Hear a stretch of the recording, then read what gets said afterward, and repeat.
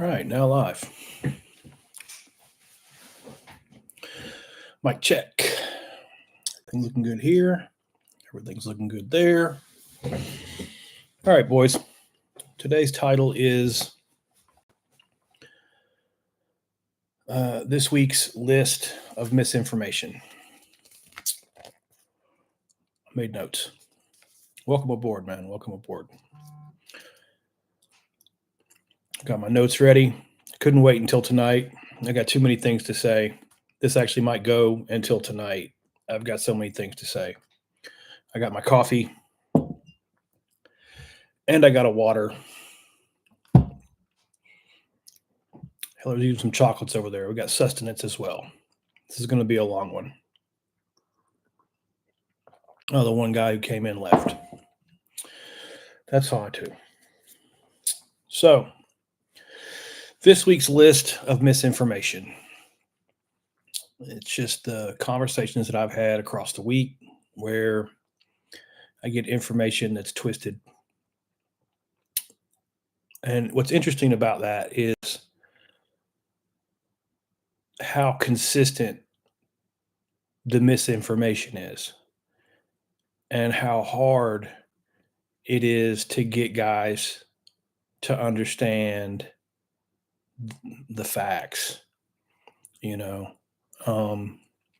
think there's kind of a disconnect on science and how science actually works. People always, for all the years I've been alive, have tended to lean on what they heard from peers or colleagues, friends, family, whatever. And the first time they hear something, they tend to take that in and make that the fact. So when you come in behind them with, scientific studies, that is, I want to say frowned upon, is probably not, just not believed. You're not believed. But the funny thing is, the scientific study is the opposite of that. So what I mean is, a scientific study is something that's been measured, and that data has been put into mathematical formulas to hey, welcome aboard. Two more folks. I had one, but then he dropped out. I don't know who you guys are, but what is beeping? Oh, coffee maker's beeping.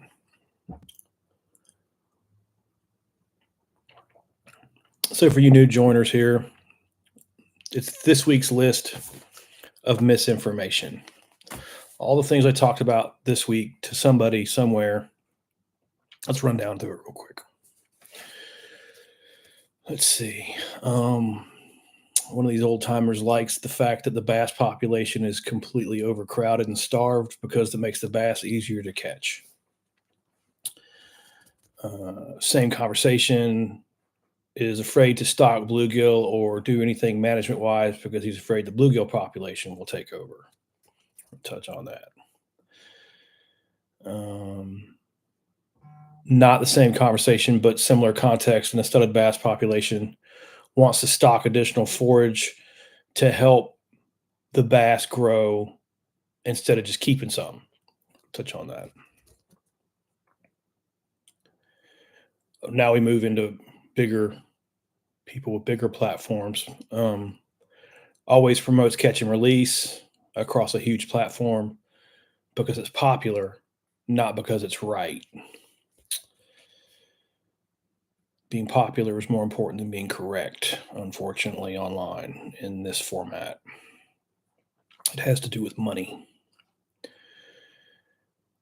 And along those same lines, thinking opinions outweigh science because of money, because telling somebody what they want to hear and catering to their opinions is profitable. And I touched on it a little bit at the beginning of this talk, pays no attention to actual measurements and studies done by scientists. And we can blend all this together with our relative weight chart. So let's look at that. All right. Right now, let's use real-time information too, because I don't like doing hypothetical book stuff, right? Let's use the examples that we're looking at in the field growing live right now. Okay. Sugar Hill Outdoors.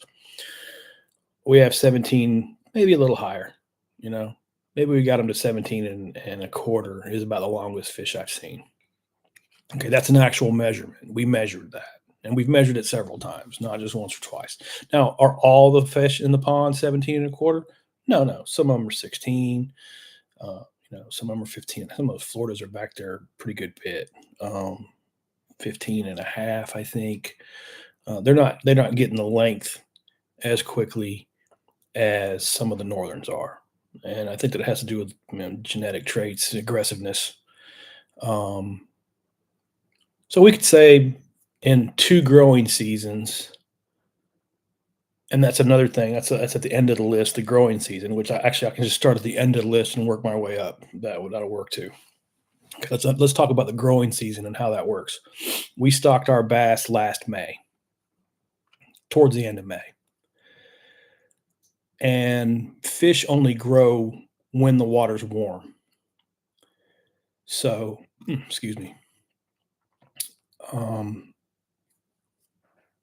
Sometimes people get a calendar year confused with a year of bass growth, and it's kind of the same thing, but it's you have to look at it a little bit differently. All right, so when we stocked our fish in May, right, it was warm enough, the water was above 60, so the bass instantly began to eat and grow, and they were in a perfect situation because there was plenty of stuff to eat.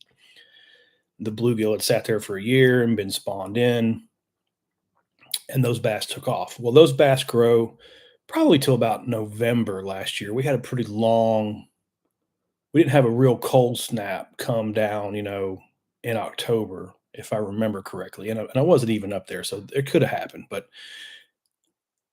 we'll just say 2 weeks into October, the growing season stopped because the water temperatures dropped down. That's how it works. Fish are kind of like trees that way, in that they only grow when it's warm. And actually, tree's a good example because everybody's seen the cross section of a tree when you cut it, right? And you count the growth rings on the tree to see how many years old it is. Well, the growth rings get laid down, every so often, but they get spread out when the tree's growing fast. And they get really close together when the tree's growing slow in the wintertime. So you kind of can count those places where those growth rings are a little closer together on the tree, right? And that will tell you how many years old, how many places the growth bands get bunched up is how many winters the tree's been alive. Fish scales do the exact same thing. You can look where my wallet. Oh, my wallet's not here. I've got a tarpon scale, and you can kind of see them. I'll make a picture of that and do a post about it. But a fish scale will lay down growth rings exactly the same way as the tree. And you can ballpark by counting the winners. It's hard. You have to diet. You have to look at the fish scale in a dissection microscope. And there's better ways to age a fish through using its ear bones. But its ear bones measured the same way with growth rings through the cut it in half and look at the growth rings on the ear bone. So you count the number of winners the fish has been alive. You count the number of winners the tree has been alive. That's how that works.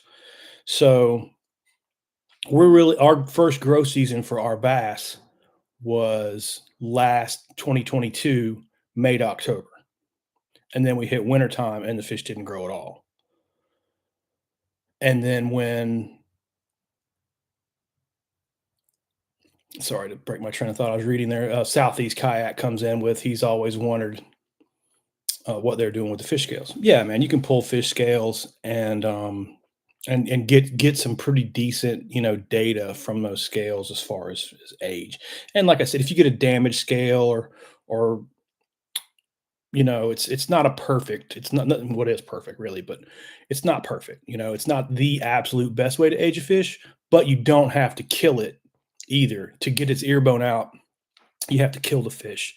So if your idea is to, try to get some age ideas, get some age, I'm sorry, data, get some age data, uh, and you don't want to kill them, scales are the way to go. All right. So we had one growing season last May to October, and then we kind of had a break in growth across the winter. And then this April, May, depending on when the spring fires up, and you get that 60-degree water. Um, and of course, it could be earlier than that. You could get a really early spring, and they could start growing in March, especially around Atlanta, where the seasons fluctuate a great deal. It really depends on the length of the growing season. Depends on the weather, and um, but April, May to October is pretty standard. So our fish were, say 10, 12 inches long. I don't even remember. I have to go back and look at the data. Um, at the end of October. And then they pretty much started at the beginning in 23, it's a May in 23, the growing season started again. They started at say the 12-inch mark. They grew to 12 inches. And then when May fired up and the waters got warm, they started at 12 and they grew. So it's not hard, especially in that situation, to grow a bass to 12 inches in that first growing season. That's pretty easy. And like I said, right now, our biggest fish are sitting out here at 17 inches. Okay. And that's in the best possible scenario. Some of them are 15 and a half, but some of them are 17.1, 17.2. They're also not F1s. We have to make that note because they're genetically different. We have F1s grow a little bit faster. You can get them actually a little bit longer than that. I've seen that. But let's just keep with what we're looking right at for factual purposes. Um, so we know by the end of the second growing season that just over 17 inches, call it 17 inches, is about all we're going to get, right? Because that's the length of the growing season. That's just in the genetics, and even in a perfect situation, 17 inches is as big as they're going to get in two growing seasons. And that's pretty normal. I can back that up with lots of data. So now we have to measure how fat is that 17-inch fish. Did it reach 17 inches at a high relative weight? Right? Because some of our fish are 3.8, 3.9. We've had one go 4.1. That was a little past 17 inches. That's considerably higher than the standard weight of 2.7 right there. Right? So we know that our fish are growing exceptionally well because they're so much higher in weight. We could have stocked, say, 50 bass per acre and dropped that, excuse me, dropped that girth down. If we stocked more fish per acre, each individual bass would have been skinnier. Okay. And again, this is not book knowledge. I mean, it is book knowledge. They taught us this in school, but I've literally done this, seen this. One of the conversations that came through was about that kid over in Alabama called Bama Bass. And see, that's a perfect example for us to use because, and I knew this was going to happen to him too. And he's kind of he's in a tight spot now because his fish are growing. It's like I said, it's really not hard to grow a 12-inch bass. Getting them past 12 inches that's where it gets tricky. So if you guys have looked at him, he stocks 75 bass per acre. And we're down around 42 bass, 41, 42 bass per acre. We had some mortality. I think we're probably sitting at about 40 bass per acre right now. So I'll say 40 because we've had some death, but I actually stocked 42 bass per acre. And to my knowledge, now of course we could have lost some other fish as well. But again, just on my experience doing this, 40 is a good spot to start. It gives you room to add some fish per acre with reproduction, and it still gets really high, really heavy, high growth rates. So at my 40 fish per acre, versus his 75 fish per acre, right? So if we doubled 40, that's 80. So he's almost doubled the number of fish per acre. Well, let's go look at it. Go look at his page right now. His bass are 2 pounds. Our bass are 4. You see how that works? It's simple math. And once you see it, you can't unsee it. All right. You put 80 fish per acre, you cut every single fish. It's like a pie. Like just imagine a pie. And that's the forage base that the bass have to feed on. If you cut 40 pieces of pie out, right? Each bass gets a slice. That's their forage for the season. That's how much they can grow. If you double that, it's the same size pie. So you have to cut those in half. You have to, there's a much smaller piece of pie per individual fish. And what he's done isn't necessarily bad. It will produce higher growth rates. It'll produce higher catch rates and lower growth rates.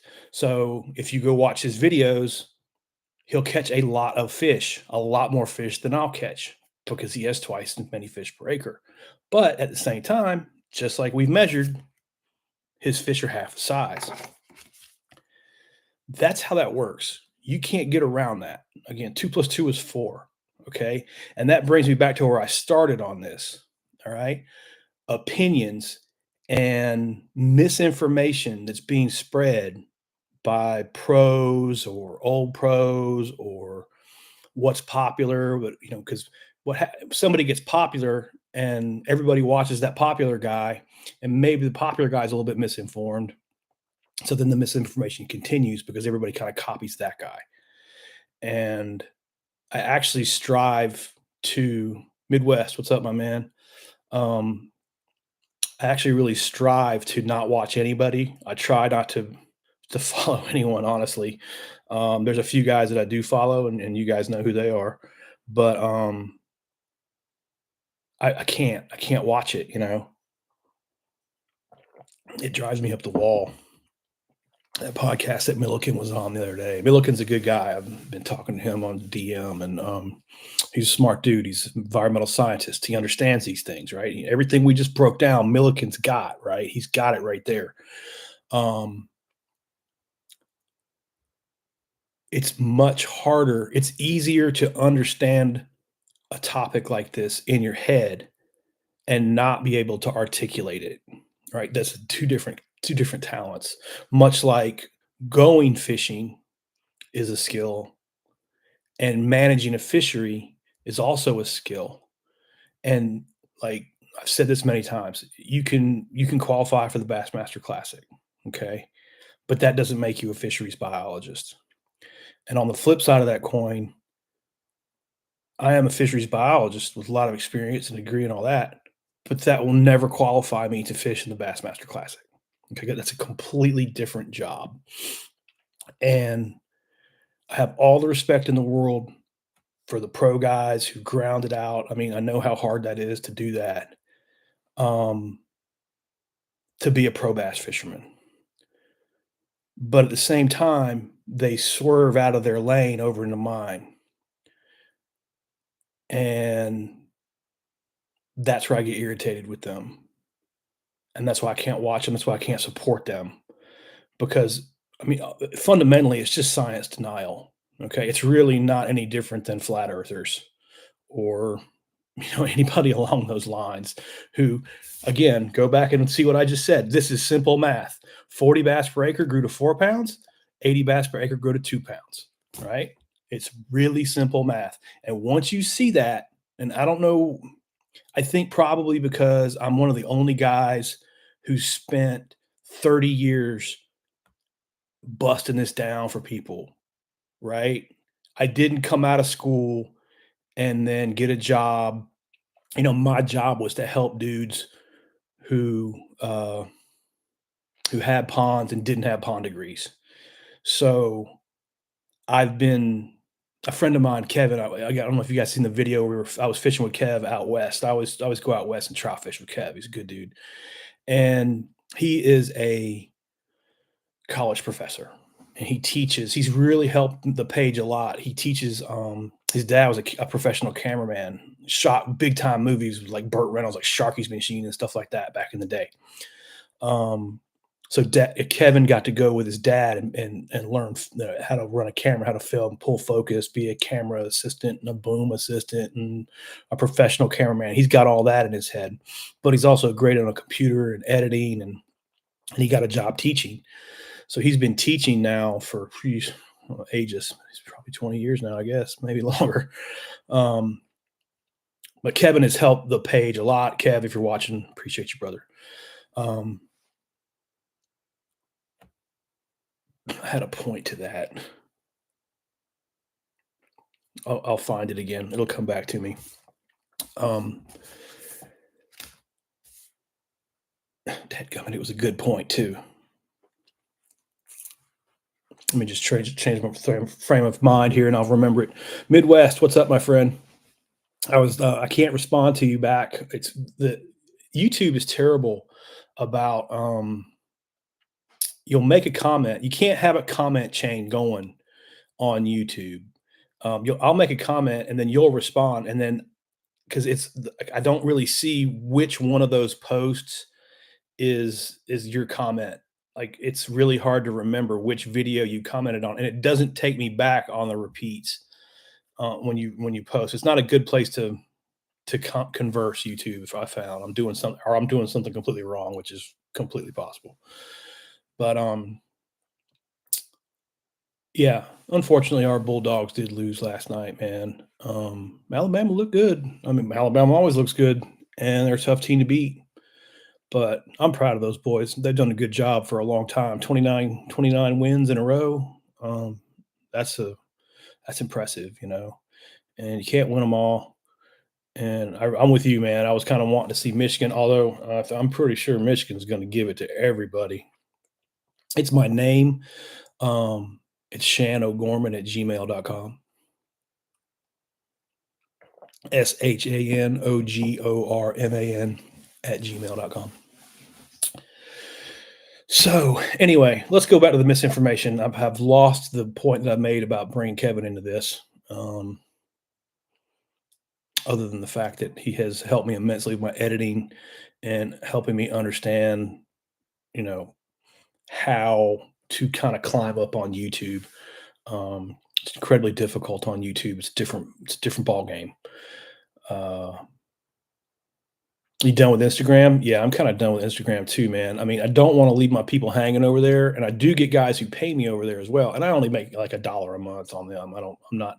I just thought I'd have something coming in that showed Instagram that people care about my content so much that people will actually pay me a little bit. It really doesn't matter. Um, Perfect example. The posts that I make, I've been running tests, science. Uh, I'll post onto I'll post onto YouTube, and I'll post the same video on Instagram. And yesterday, it ran to 2,600 views on YouTube and maybe 800 on Instagram. Now, every once in a while, you'll get traction on Instagram and it'll fly like wild.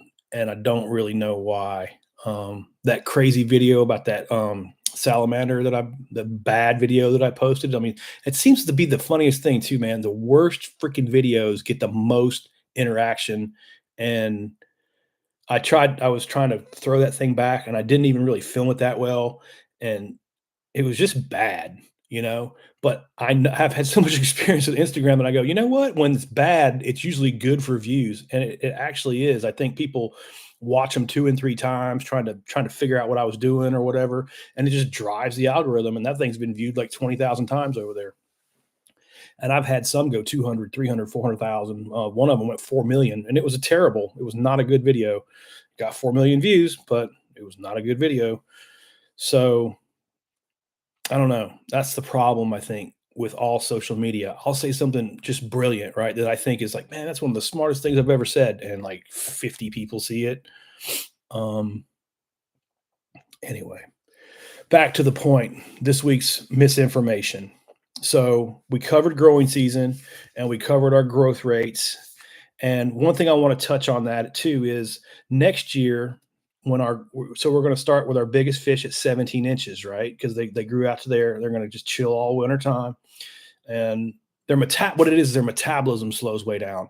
So they don't need nearly the food. And it doesn't even matter how much they eat. Their bodies really just don't really process food in the same ways. Um, so they just don't eat nearly as much in the wintertime. And they don't need nearly as much to survive on. And our fish have got so many fat reserves, they could probably go all winter and not even worry about it. But they do feed. I mean, we all know they feed.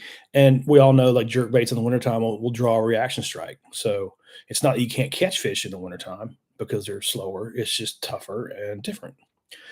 Anyway, we got our 17-inch fish swimming around right now. Next growing season, they're going to fire it up. Well, we can look at the past to see the future. We were around 12 inches at the end of our first growing season. So 1, 2, 3, 4, 5. All right. Well, 1, 2, 3, 4, 5 takes us out to 22 inches. So at the end of our third growing season, in a perfectly balanced, perfect situation with all the bluegill fed and, everything going for them, 22 inches is all we're getting out of them. Right. We can't expect it to go to 27 inches next year. That's not possible.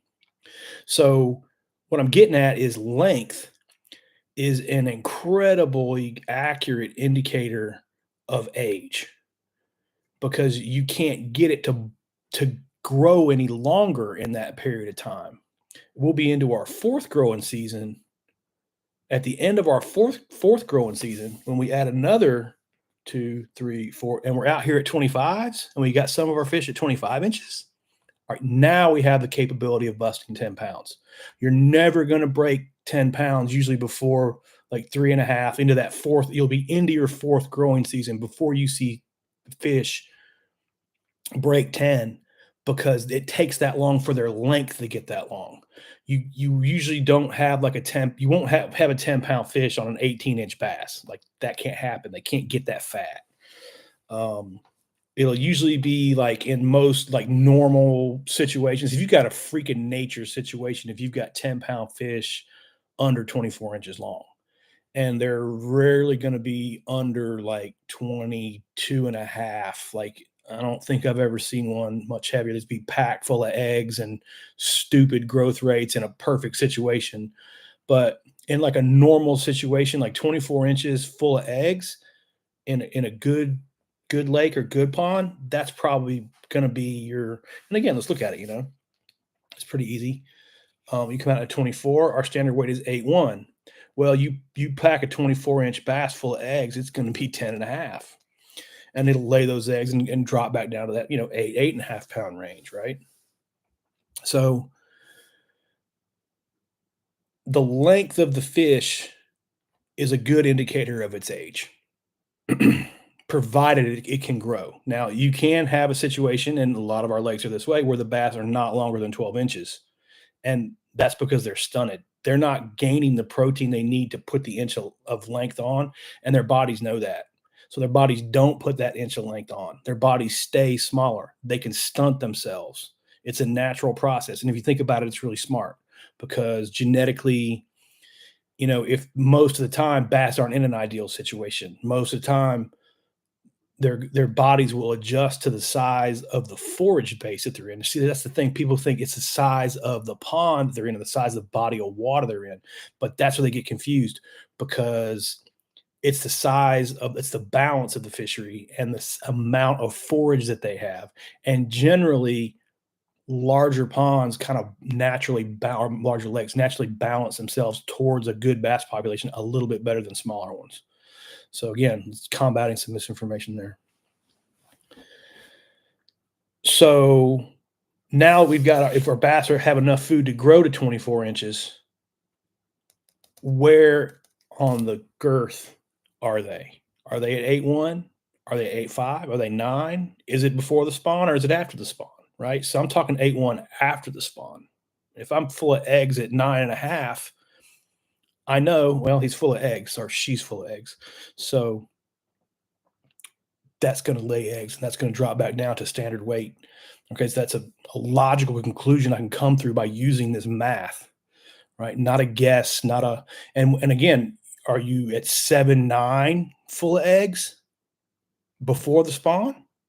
Okay, well, that fish is gonna drop those eggs as well, and it's gonna go to what, 6.5 when the standard weight is 8.1. All right, that's giving me information as well. All right, let me take a break here and read this question. Got a guy out in Colorado, in Denver, common carp. Yeah, the state does not know what to do about it. Well, again, that is that's some more information that we can touch on there.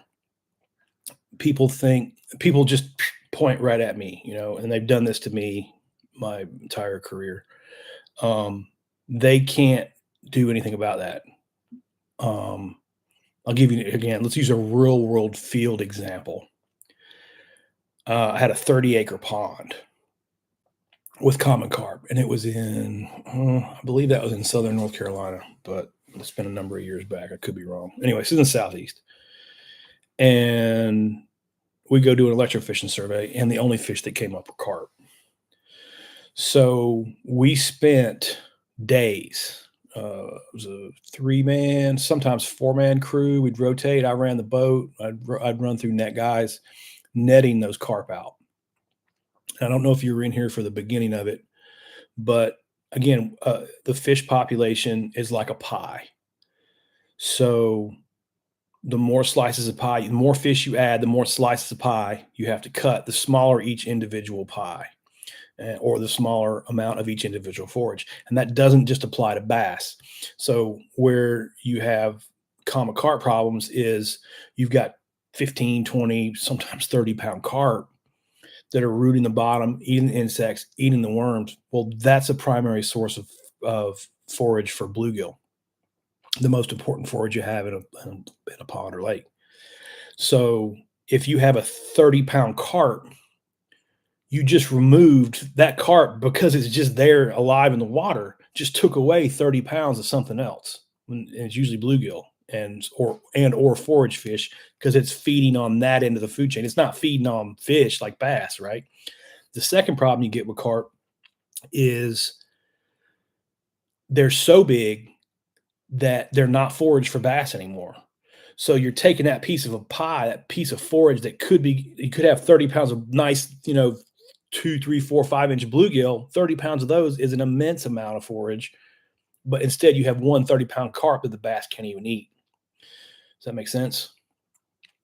So the carp will reduce the bass weights by locking the forage base away into a larger piece, into a larger fish. And that's not just carp that do that, but since you use common carp, that's what's happening.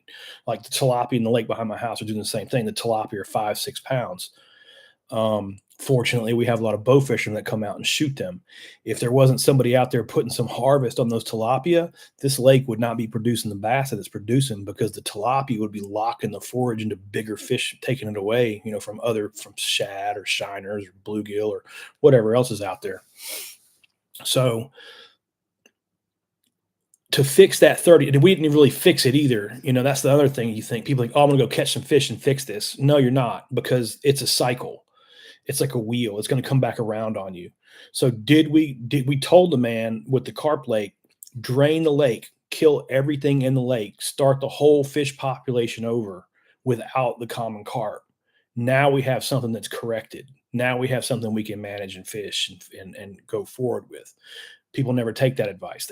I'm not using language, but they freak out and they never take that advice. So the second thing comes that, well, we have another option too. We're going to have a 4-man crew out here a week electrofishing this lake, and that's every season. So now instead of actually fixing it and alleviating that labor money every single year, you're paying us to do more work every single year. That drives the cost up. And because you didn't drain it and start it perfectly, like the example we're using here in the pond, you're never going to see the similar types of growth that we're seeing in the pond. So you're spending more money, especially over a 10-year period. If you break it down to 10 years, it's a vastly amount more money than it is to drain it and restock it. you're spending more money for crappier results, way crappier results. Now, by getting the carp out of the lake, did it help it? Yes, it did. Did we put feeders in? Did we introduce other for we stocked fish, stocked some bluegill to help them, recover their population? Yes, we did all those things. All those things are expensive. And those bluegill have to get stocked almost every year now instead of just the one time. So you can see where I'm going with this. It compounds on you.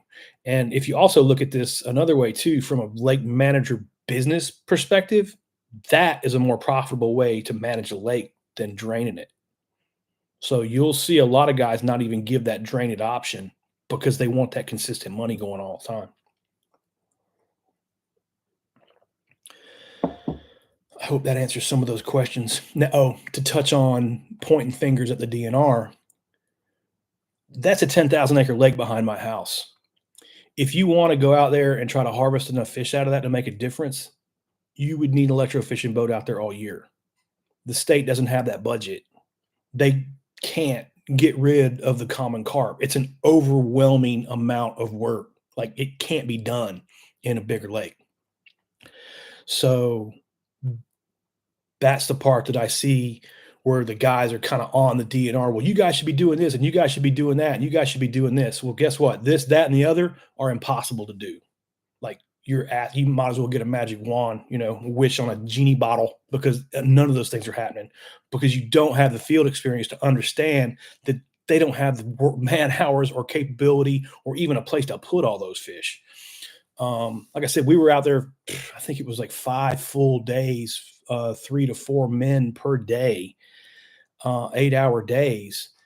And yeah, we finally got a 30 acres of water. Well, what if it's 300 acres of water? And that's not even a big public reservoir, 300 acres of water. Okay, well, you just times it by 10. Now we got to be out there 50 days to manage a 300-acre lake. It's not cost effective. It's not even probable. It's not possible. Nobody has that amount of time, if you will. All right. Yeah, they do what they can do with the crappie and the muskie. Now, these your tiger muskie, that is adding another level of predator that I am not usually accustomed to dealing with. Like I've never managed tiger muskie. That was pretty awesome though. But I would imagine where tiger muskie are stocked, you don't see a bunch of like 3/4 pound, 1 pound, 1.25 pound bass stacking up.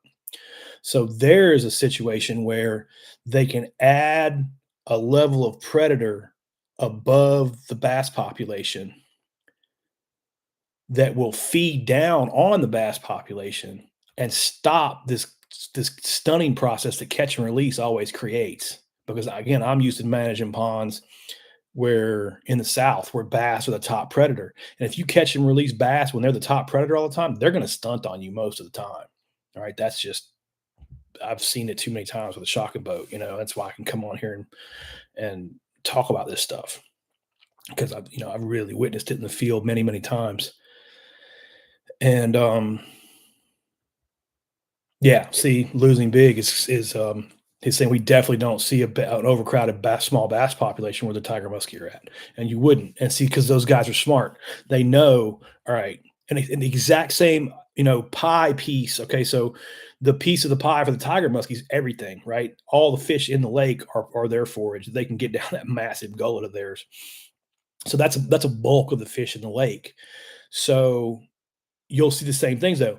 Watch for the places like watch the stocking rates on the tiger muskie, and they're probably pretty consistent because I want them to be big.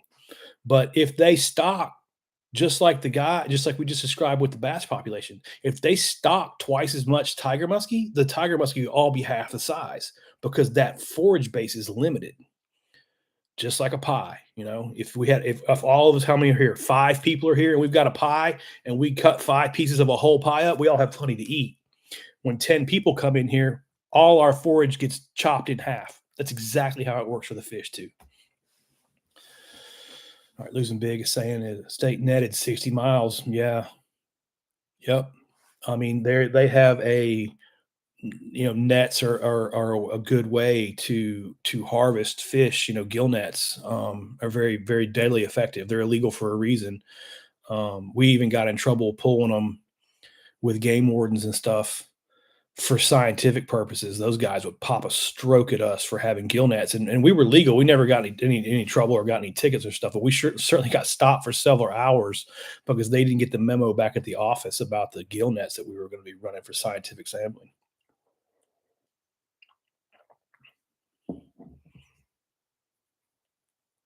Yeah, losing big, saying the DNR only has 5 guys for pond management, and the rest are all trout. Yeah, trout are more profitable. Trout are, you can grow trout, you can stock trout, you can collect money on the licenses to goes directly back to the trout. Um, so yeah, that's not surprising at all. But believe me, man, they don't have if they have 5 guys for pond management, they probably got 10 for the trout. It's not a big, vast army of biologists because they don't have budgets to pay um, for that. And I really, I'm fortunate that I've managed smaller bodies of water all these years, uh, that I can actually do something, and that's where, again, where I'm kind of lucky that way that these stormwater retention ponds this started for me in the mid 90s, where I'd go to a neighborhood, I would send them all flyers, or whatever to get in. I'd meet with the homeowners and I'd say I could take care of the pond. And they usually have a weed problem. That's usually what gets your foot in the door. So you go take care of the weed problem. The pond looks pretty, so it doesn't look like doesn't look like a swamp back there.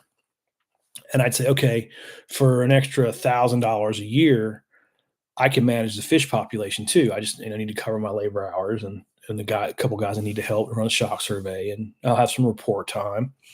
So it's maybe 1,000 or 2,000 or whatever extra dollars a year. Nope, line item that right off, because most of the people who lived at the lake didn't fish, didn't care about the fishing, didn't care about fisheries management, and basically, as long as the fish aren't floating in there dead, they don't care. They're not paying for it. So that left me in a kind of a catch 22 where I got into this job to manage fisheries, to talk about the stuff that we're talking about right now. Right? Do you hear me sitting here talking about how to spray algae? Hell no, because I don't want to spray any more algae. I don't give a crap about spraying algae. Did I make absolute gangster money spraying algae? Hell yeah. I made plenty of money spraying algae, but it's no fun. It's not it's not fisheries management. It's just spraying weeds and picking up trash and make the pond look pretty. And I found myself in that catch 22 of, okay, I've got this 2 acre system or 1 acre system, sometimes smaller, sometimes a little bigger, and the fish population's off. I had a choice to make.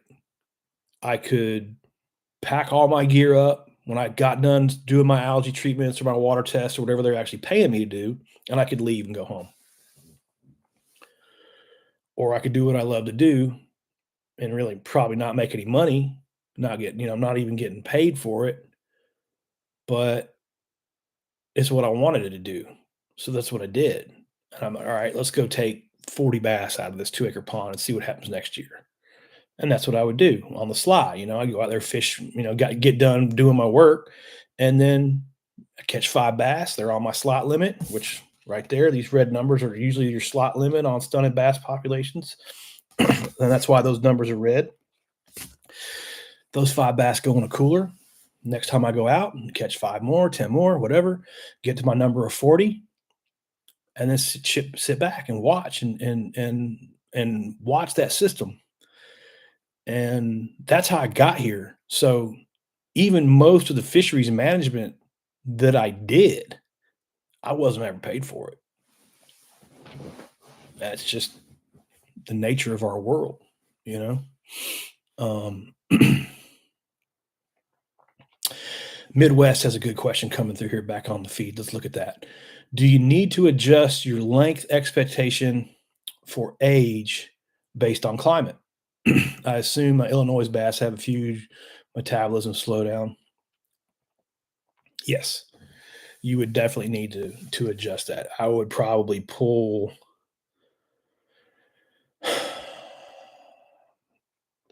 You can get 1.1 millimeters per day growth around Georgia.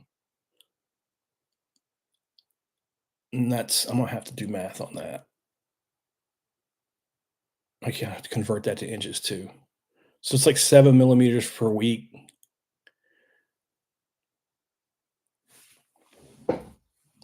28 millimeters per month. Let's see. Hey Siri, Uh-huh. convert 28 millimeters to inches, please. That would be 1.1 inches. 1.1 inches per month in my From ideal. birth to about age 6 months, Okay, great. babies tend to grow about 1 inch, 2.5 Yeah, centimeters a that's month. not what we're talking about, Siri. Take a break. Thank you for your help. So 1.1 inches per month. And again, when did that, and that's perfect, So scale that back for imperfect because that's, that's usually where we are. But 1.1 inches per month. So did we get temperatures high enough in May? So you had May, June, July, August, September, October. Did you get 6 months? Or did it actually start up in April? So you got seven, and then the fall was, you got eight. So absolutely, yeah. I would say probably on the average, you could probably pull an inch at least off the numbers that I just gave you because you don't have that growing season. Um, but that's a great point. Thank you for bringing it up, Midwest. So we're clear for everyone. And now, sure, big fish, man. I'm glad it helps you. Anyway, math. It's simple math, boys. It's not hard. Four guys. I get a little bit better at nighttime, but like I said, I have got so much to cover. I might have to go live twice. But thank you for the four of you that are here. So let's go back to my list of misinformed crap. Okay, so one of the pond owners likes the bass population and stunning a bass population and having it, down like under 90% where your bass are still growing a little bit, but not, at ideal. That's fine with me. That's not starving the fish. Okay. That's not a mismanaged pond, in my opinion.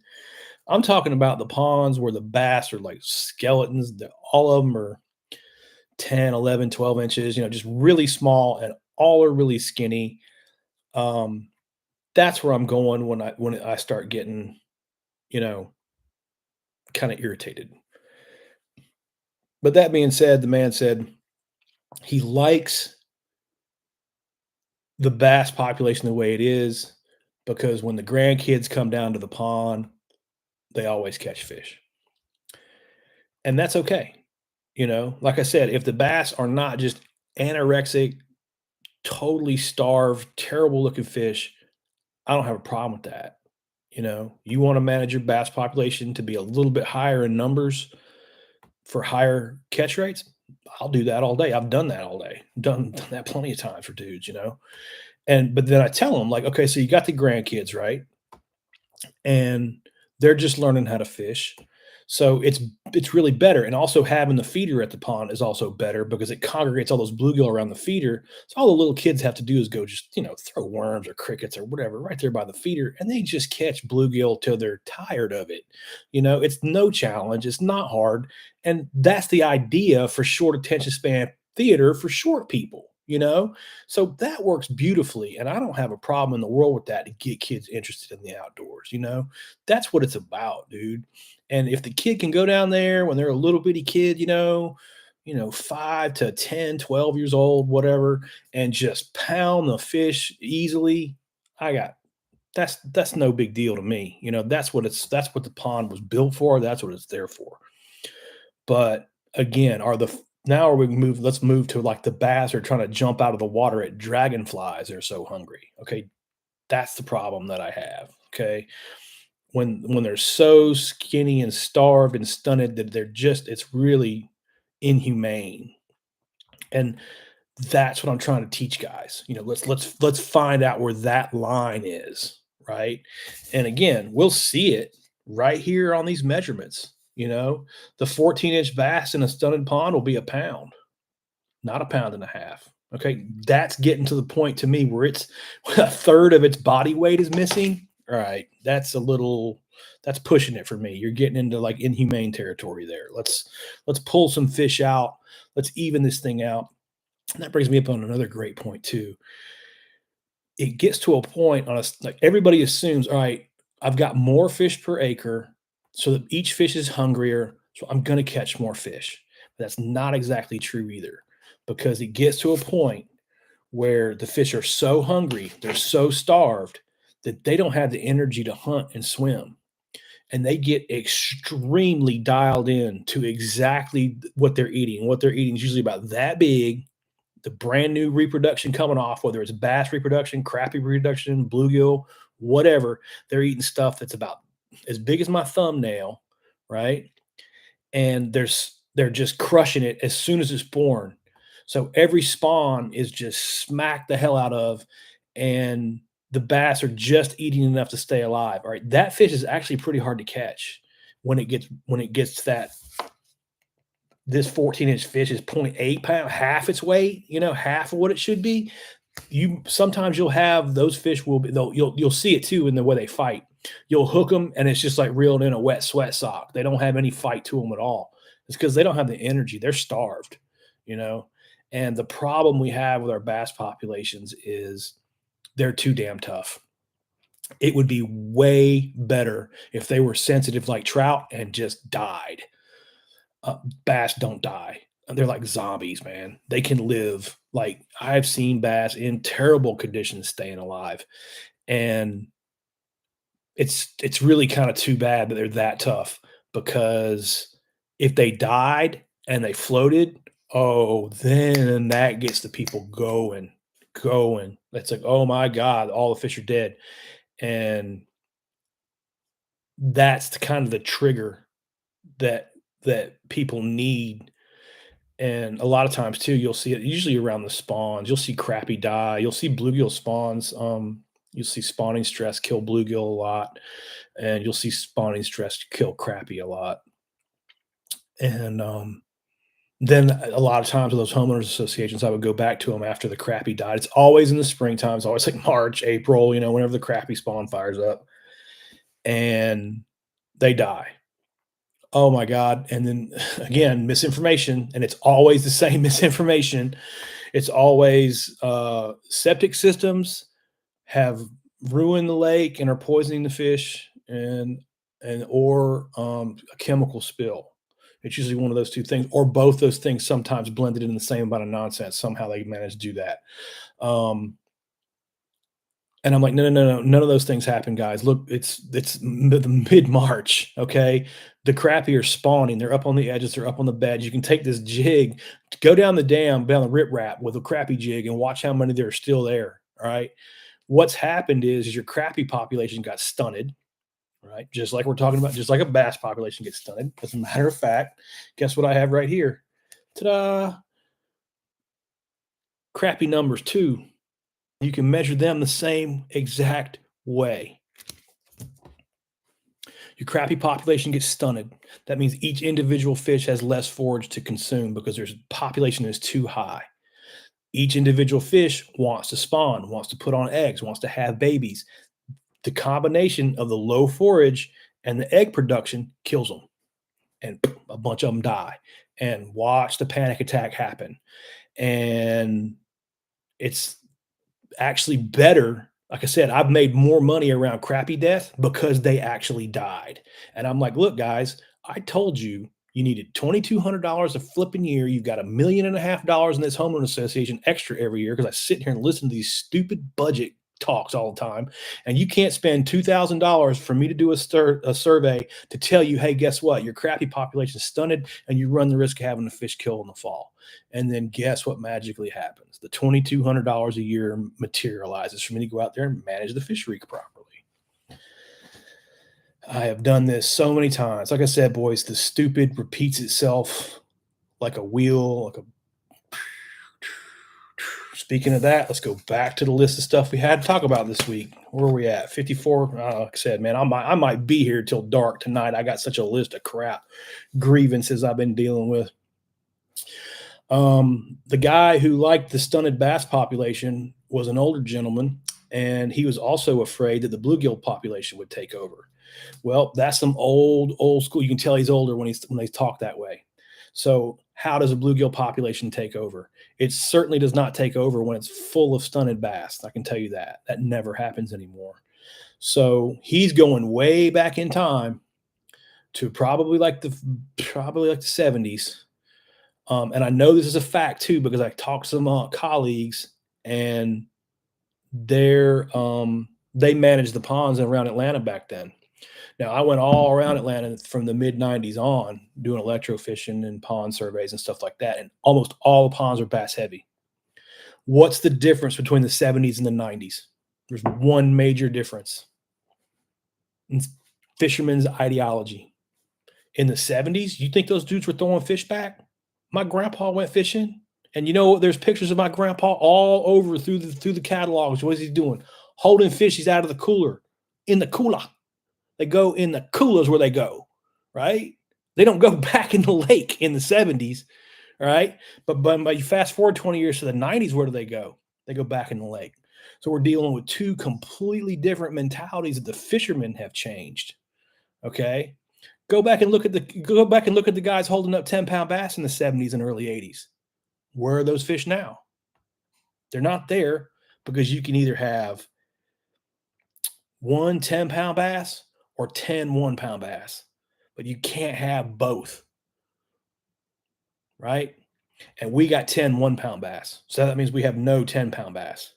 I hope I said that right. I think I said that right. We have 10 1-pound fish per acre or per whatever, per hectare, per X, whatever. You got 10 of them, or you can have one 10-pound bass, right? One big one or 10 little ones, but you can't have both at the same time. There's not enough food there for that. That's called carrying capacity. So, all this information that all these professional fishermen have been spreading about catch and release, that's misinformation because they don't understand that simple math, that one simple fisheries concept. And I try to approach them on that in a reasonable way and articulate these ideas in a reasonable way.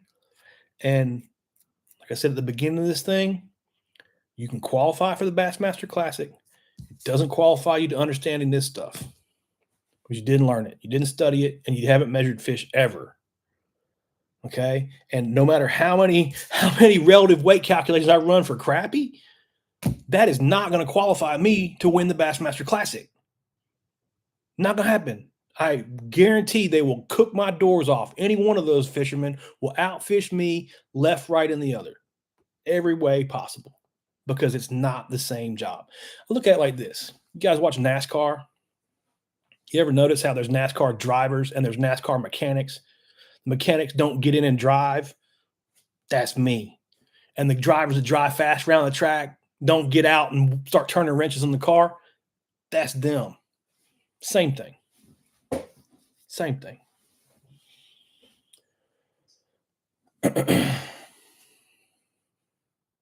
Midwest is coming in. Walleye is the featured fish up north. Yeah, man. Walleye are king. Walleye are awesome fish, man. We actually have some walleye in Georgia. Yeah, walleye are good to eat too, man. Fun to catch too. I've caught a couple of them. They do stock a few of them around. You'll find some of our bigger lakes in the north part of the state. Walleye are cool too, man. They are photic. I think it's called photic time. So their little brain in there, the sun comes up right in the morning and it goes overhead and it goes down at night. So there's a certain amount of time that there's light out, right outside. And a walleye's brain can kind of like calculate that like a calculator. And it knows, okay, the sun was up for, I'm just going to throw a number out because this is not an accurate number, but say it's 9 hours today. It's time to spawn.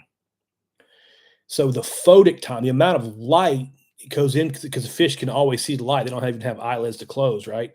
their brain knows that, okay, it's the right amount of light, it's the right time to spawn. And you'll find that with the walleye are so accurate with their spawn because they spawn on that photic time, on that photic zone. How much light is there?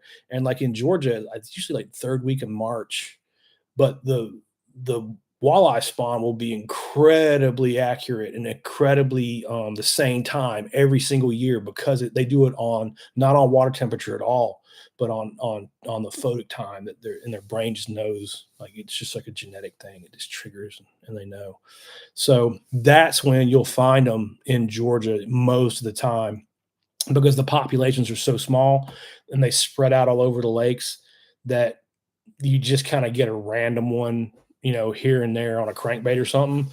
But if you go up the river and find the deep holes on the third, I believe in Georgia, it's the third week of March, you'll usually be right dead in the heat of the walleye spawn, which is kind of cool. Anyway, back to my list of complaints, of misinformation that I find irritating.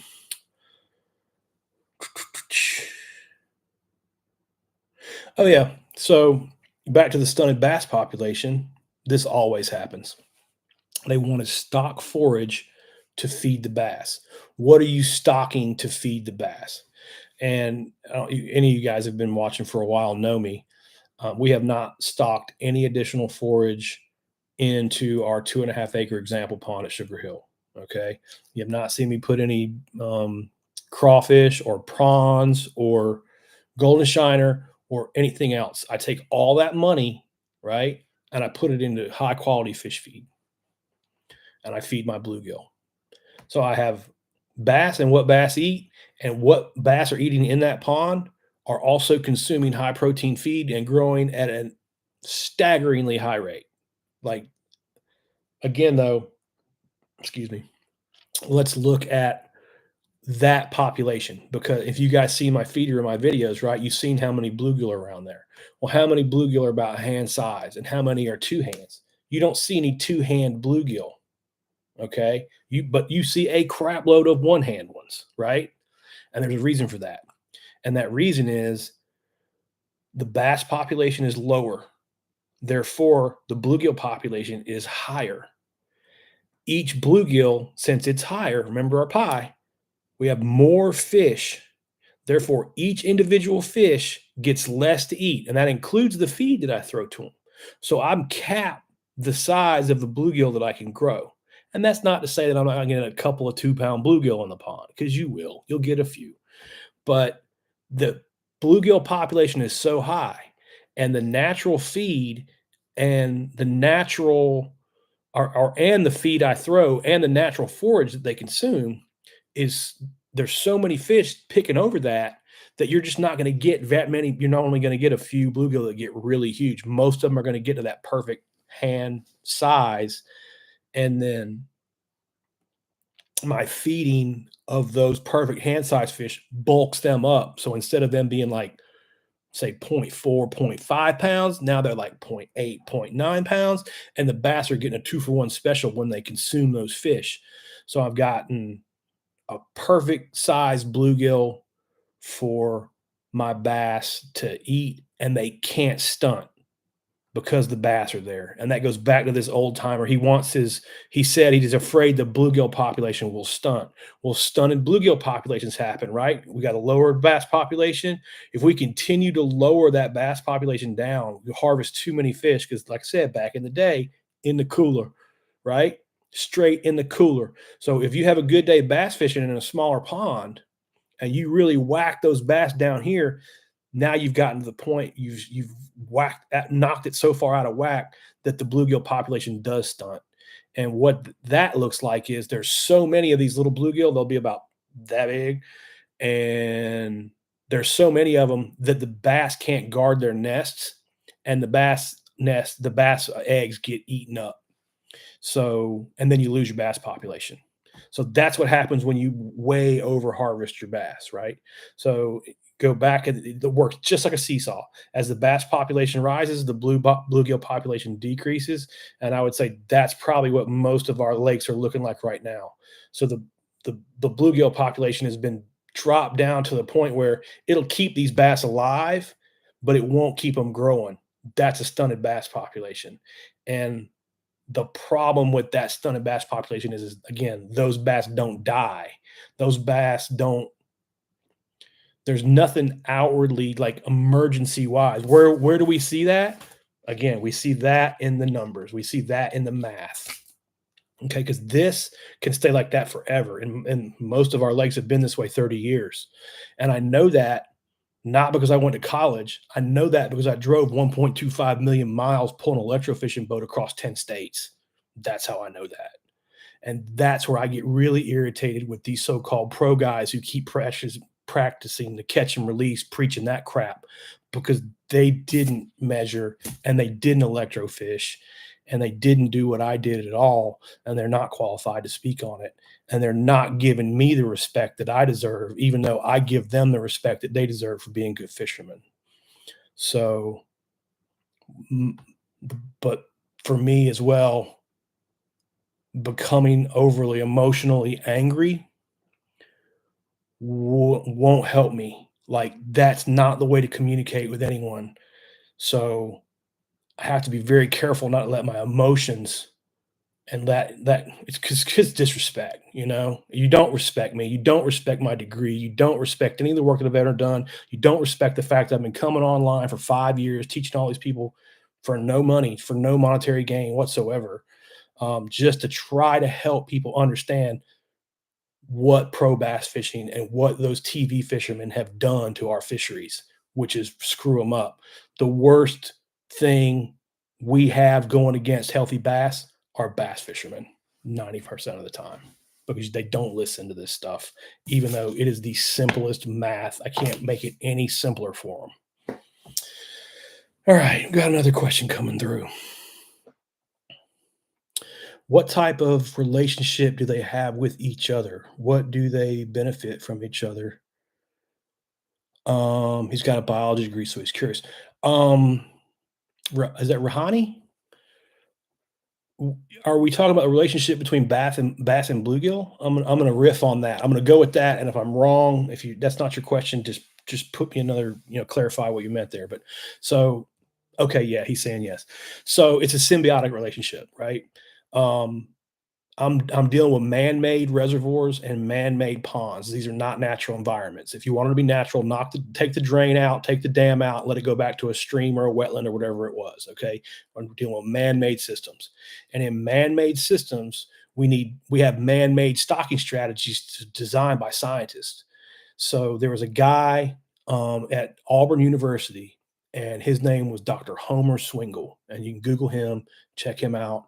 Um, he was kind of the father of all this, and I'm going way back now, man, but it's like probably the 30s and into the 40s. He did science, right? You understand science, you're a biology dude. He drained lakes, ponds, I believe they're around 1 acre, maybe two. His research is there, you can see it. And down at Auburn, and he drained them, filled them, stocked different species of fish, and measured the healthiest way to grow a fish population in a pond. Okay, so he's kind of known as the father of pond management.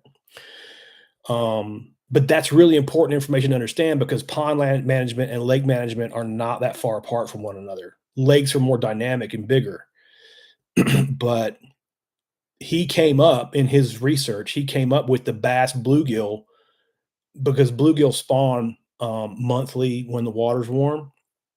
So when that growing season starts that we touched on, I don't know if you were in here, but the growing season starts, the bluegill fire up and they begin to spawn. So the bass eat the bluegill, but there's still some bluegill left. So those bluegill have babies 28 days later, and what the bass was eating was replaced quickly, and that's called recruitment. And I'm sure you understand that. So because bass have to eat 10 pounds of forage to gain 1 pound, you need forage fish that have good recruitment, and that's bluegill. And so in our ponds, you'll see it happen too. I've seen this a million times. People want to diversify the forage base in a pond, and it's a huge mistake because what they're putting in doesn't have the recruitment of bluegill. So if you put golden shiner, if you put a crappie are terrible in ponds, you don't want them at all. I could go on 2 hours about how they compete, but that's two predators in one small body of water. You don't want that. You just want bass. Don't put crappie in ponds. Even, I mean, I don't. I've seen them mess up 100-acre lakes before. So I don't like crappie in small impoundments at all, and harvest them heavily whenever they're in there. And recommend that people just drain their system and start it over because it goes back to what we talked about at the beginning of this. It's easier to start from scratch. You'll get better growth rates. um, you'll get much better growth and better bang for your buck management wise without having crappie in the pond at all. So back to your original question though. So the bass bluegill population is the perfect kind of symbiotic relationship where one species helps the other species. One species needs a lot to eat. One other species grows, reproduces enough to feed that species.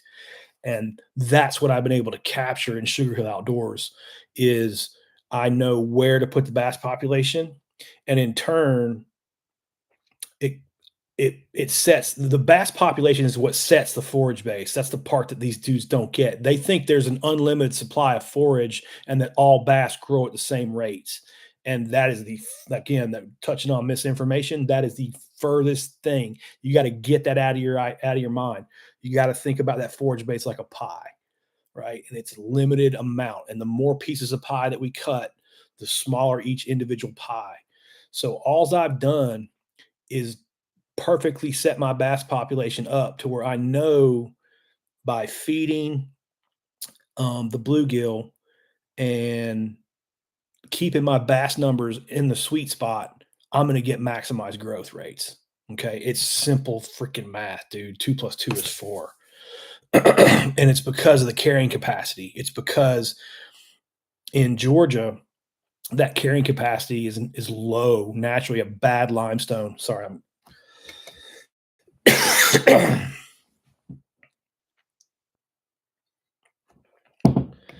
I'm talking so much I'm getting hoarse. It usually hits me about the hour mark, and yep, it's been an hour and 11. Again, getting a question in there about yellow perch as forage. Don't like them. Kind of fall into the crappie, probably the crappie. But again, also don't have a whole hell of a lot of experience with yellow perch because where I live in Georgia, we're on this the northern part of Georgia is kind of on the southern part of their zone. We didn't have them in our ponds too much where I got most of my experience. And I don't know, sorry guys. I don't know. I don't have a lot of field experience managing yellow perch, and don't really think they do that well in ponds anyway. I've never seen them in super small bodies of water. And by super small, I mean less than like 20, 30 acres. So the smaller to the body of water, the more important it is to understand these relationships. As the pond gets bigger and grows into a lake, you get rivers coming in. And that diversifies that forage base. So it's hard to explain, but I'm choking too.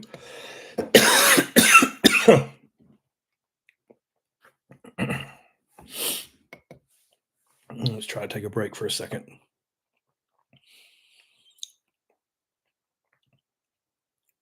Lake management is different than pond management, but you can't understand lake management and the dynamics of lake management without understanding the basics in pond management, right? It's like fundamentals. You're not going to go out and freaking play golf without the fundamentals of your swing, right? I mean, maybe one guy out of a trillion picks up a golf club and goes crushes it down the course, right? You have to have the fundamentals of golf before you're going to go be good at it. The same thing goes with like pond to lake management. And that's why Sugar Outdoors is such a great example, because we can look at it from a perfect scenario. Now, what I've noticed in lake management,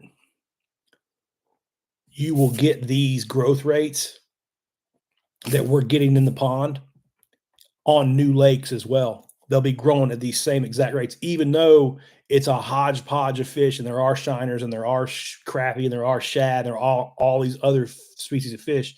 That's where it's a little bit different.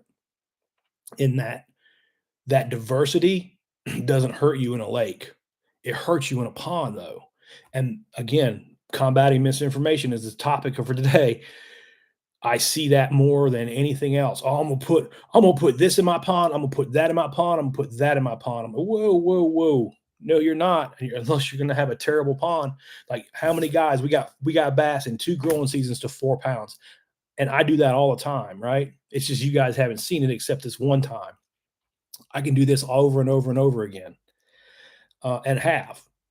And it's because I understand that managing a pond and the dynamics there are slightly different than managing a lake and the dynamics there. And it tips my hand off exactly. Like I know immediately that you don't know anything about fisheries management when you start talking that way. What's up, Frank? I've already talked my voice out, man. Where you been? Oh, take a break. Let me go back over my notes real quick, see if I missed any of my. I'm sure I've got 8 more complaints for today, but man, I appreciate the questions and the engagement, boys. You really helped me run through this list in a reasonable amount of time. 9 folks now. What's up, gentlemen or ladies? If you happen to be a lady out there, appreciate you. Ken, my man. Okay, I did touch on opinions, and let's that's the last thing I'll talk about probably. Frank's writing in. He's depressed that his bass season is closed. See, man, that's the thing. I don't. That's just like you might as well write that in Chinese, because I've always lived around Florida. I'm in Florida now. For you guys that don't know, but I've always lived in Georgia, and now I live in Florida. But it's bass season. Is there's no such thing as we go bass fishing.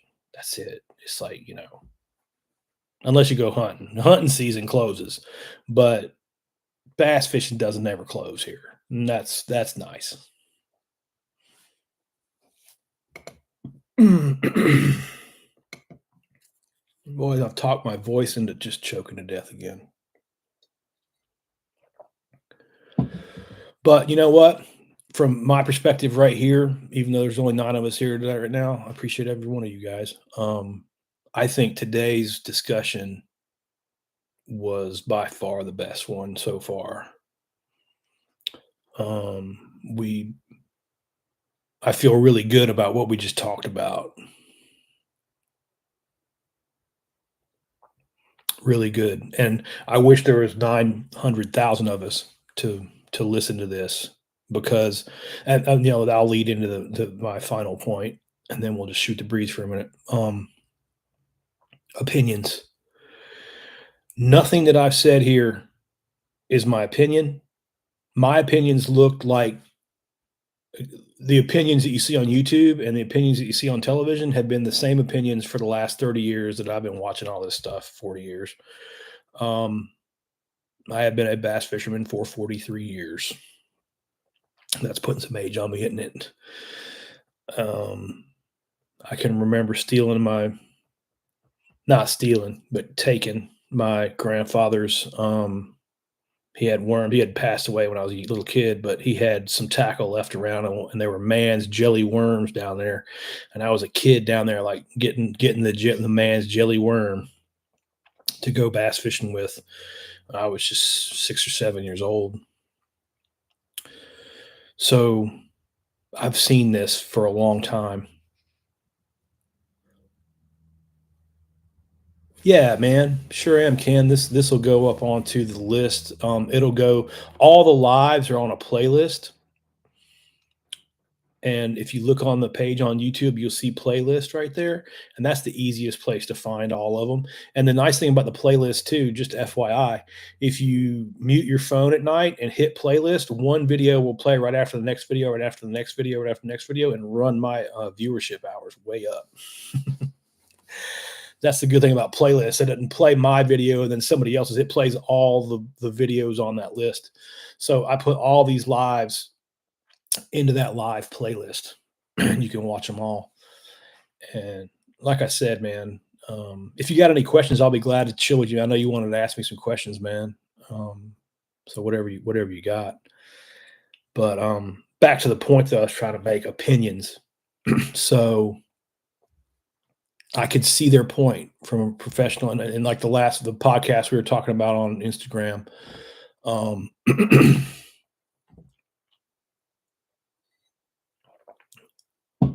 Milliken was making scientific points, right? Just like we just did. Nothing that I talked about today is an opinion of mine.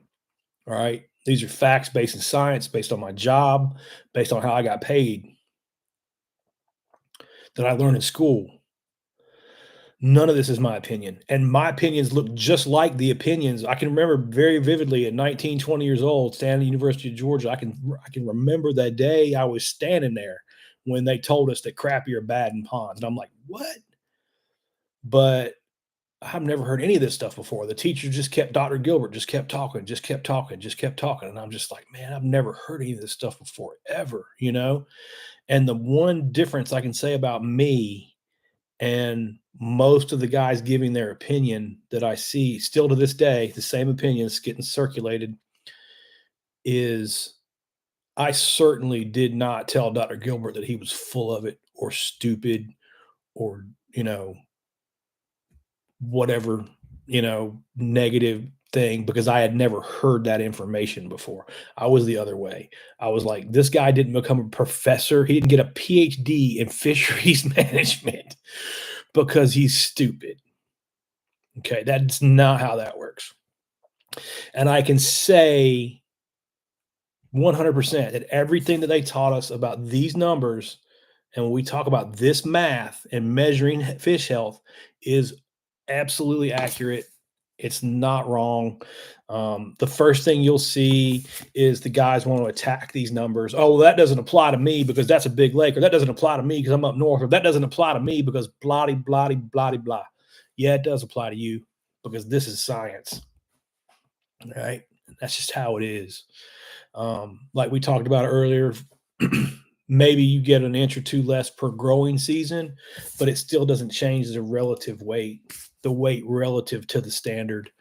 Um, if you're up north and it takes 3 years to grow a 15-inch bass, it'll that weight right there on 15, that 1.8 still matters, right? No matter if it took it 2 years to go to 17 or 3 years to go to 15, is it above or below 1.8? And now you know its relative health this way and its relative health this way. So we know its age, and now we know its relative health this way by adding in what it weighs.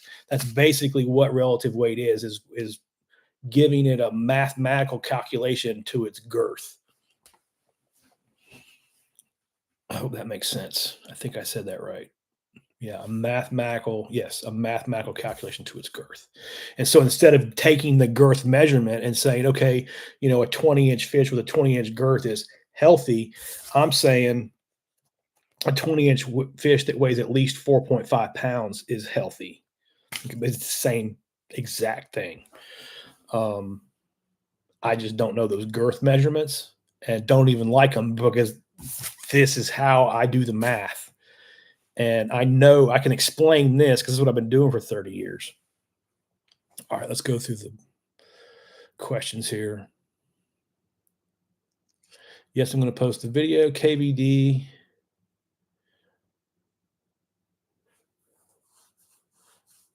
Yeah, Midwest. So what Midwest is talking about, they have catch and release periods, and they have different. It's different up north, though. I'm certainly not saying go keep every single bass because I've shocked ponds in 10 southeastern states for 25 years and everything's stunted here. That's not what I'm trying to say. And again, we'll talk about misinformation. People kind of selectively hear what they want to hear. What I am saying is you need to learn how to measure fish health, whether it's bass health or crappie health, or what else we got over here. Got some smallmouth. See there? All those numbers change again for the smallies. And there's a bluegill one laying around here somewhere. So we have relative weight calculations, standard weight and relative weight calculations for every single game fish. And when you start tracking that way, you gain invaluable insight. And that's insight that the pro fishermen and the popular fishermen don't have because they didn't take the time to learn it. Really, you've got to go to school to learn that. I'm the only person I know that ever, and that's why I keep beating this drum, because 2 + 2 is 4. And that stuff's right, you know. And if you just measure, you'll see it. Losing Big is asking where you can get the charts. The easiest place, Big, there's two places actually. You could go to the link on my Instagram page. It has a link to the shop. They're $7. I'll mail them, just throw them in an envelope, mail them to you. Or you can go to aquaticbiologist.com, and that same link is in my website as of last week, which is nice. And I'll be glad to drop you some in the mail and get you straightened out. You can yeah, Frank's coming in there with saying it's different in the north, and it's certainly it's different. I mean, I think before you got here, Frank, we were talking about tiger muskie, but how the population dynamics, and you can vouch for this. You got big northern pike or big muskie that have been stocked, like tiger muskie, or a big regular muskie population, or whatever. So we're dealing with a fish population higher than a predator population, higher than bass, like a level higher. They're bigger and they can eat the bass. Okay. So that changes these numbers, right? So that's going to change because the lakes that I'm dealing with, largemouth bass, the top end predator. That's it in my ponds and in my small lakes. I don't have any predators on top of them that feed down on them, right? But you do. But it doesn't really matter because the same population dynamics apply in that if you stock, and I'm just going to throw numbers out that are random. So let's say it's 10 tiger muskie per acre, which is probably more like one, right? But let's just use one. That's probably more realistic. One tiger muskie per acre is you will not see a stunted bass population of 3/4 pound, 1 pound, 1.25 pound bass where you have tiger muskie, because you have something to feed down on them, just like a bass population feeds down on a bluegill. So that will stay the same. And then if you stocked one tiger muskie per acre, you're going to get X number of growth per year. If you stock 2 tiger muskie per acre and double that rate, you're going to get about half the growth on each muskie. Because again, there's a limited carrying capacity. Yes, they're feeding on bass. Yes, they're feeding on crappie. Yes, they're feeding on bluegill. All those populations are limited to the carrying capacity of the pond. So the rate at which you stock those muskie, the numbers per acre, will determine how fast those muskie can grow. And the fewer per acre, the faster they'll grow. The more per acre, the easier they'll be to catch, but the smaller the muskie. The exact same principles that we teach with the bass population.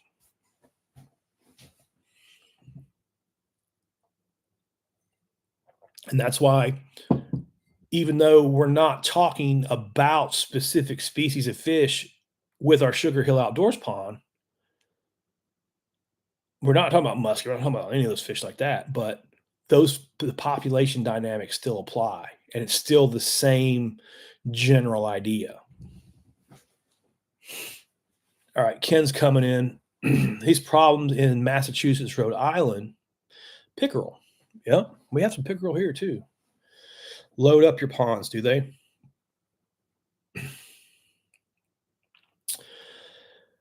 I catch some pretty nice pickerel out here in our in Rodman. I mean, like that,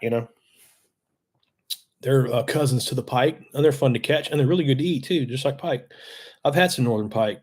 Done some fishing in Minnesota. Went to Minnesota once and got on some northerns. Those were fun, man. Northern bat or northern pike will bite the prop, the chrome prop on the motor. I saw that thing get whacked a few times. They're kind of non-discriminatory on what they like to strike. The chrome back with the chrome rattle trap with the blue back worked good on the pike for me when I was over there. And I had a ball catching them. A lot of those guys didn't even like catching them. I guess they get tired of them or whatever. But man, I had a ball catching the northerns, man. That was fun to me. But I saw the same exact situation we just described. You go to a lake in Minnesota where there's a high northern pike population, and man, you're smacking them. You know, they're I don't know half as long as your arm, kind of thin, and just whack them, just banging 20 of them. You know, and then go to another lake where the northern pike population is lower, and you're not catching 20, but the ones you're catching are freaking hammers. You know, they're out here like this now. So again, exact same population dynamics that we're dealing in the bass bluegill. We just have to understand how to frame that logic. Frank is asking a question here. What's the furthest north that I have worked and given advice on fisheries management? Well, Frank, I give you advice in Canada, so I'd say there. Nah, I'm kidding. I'd say Virginia. I think it's about as far up as I've gone. I've been to Montana. That's further north. That's also further west. Did some consulting in Montana, and that lake was interesting. It was a 90-acre lake on a cattle ranch out there, and it was deep and cold, and it had trout that they would introduce, and they would hold over. They would feed, and the trout population where they were having problems was the cattle were putting nutrients, and it was 100 years of cattle droppings out there. This was an old cattle ranch, 5 or 10,000 acre place. But they just let the cows, into the lake. The lake was extremely deep, but his problem is after it's called the correct term is called eutrophication, and so the cow droppings were running off into the water, which was increasing the phytoplankton bloom. Right, so your visibility gets lower. As the visibility got lower, that raised the thermocline. Right, so even though his lake was extremely deep, and in his mind he didn't understand these principles, his trout were still dying on his trout started dying on him because as the cow crap makes the plankton bloom more dense, the plankton bloom reduces the light penetration, which raises the thermocline into warmer water, and the trout didn't have their cold water habitat anymore to survive the summer times. And they ran a cow place, but they also ran a trout guiding service out there. And on some of the guides would like to come back to the lake. It was easier to catch them out of the lake around the feeders, just like the bluegill. They fed their trout. So if they had kids, they had older clients. Sometimes it was easier to go fish the lake around the feeders, But his trout were beginning to die, and he was looking for help on how to correct that issue. And he was actually kind of SOL, if you know the acronym. Nutrient loading increases the eutrophication, which raises the thermocline, and that is something that you ain't changing. He was hoping I could give him some kind of treatment option to killing the phytoplankton back, but that's not how that works. We touched on it an hour and a half ago, I think. There are certain things that are not possible for lake managers, and controlling plankton. When you get into the point where you're controlling plankton blooms, man, that is getting into the near impossible, especially when it's highly fertile like that. In Georgia, I'm in the opposite situation. I can actually bump my plankton bloom up, bump my productivity up. In a situation like that, no, you don't want to be bumping anything up.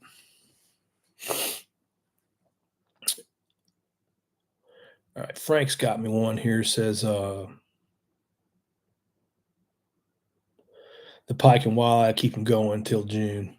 That's when the bass season comes back, man. In June, wow, that's a long layoff. But it's probably brutally cold in Canada right now. I would not be.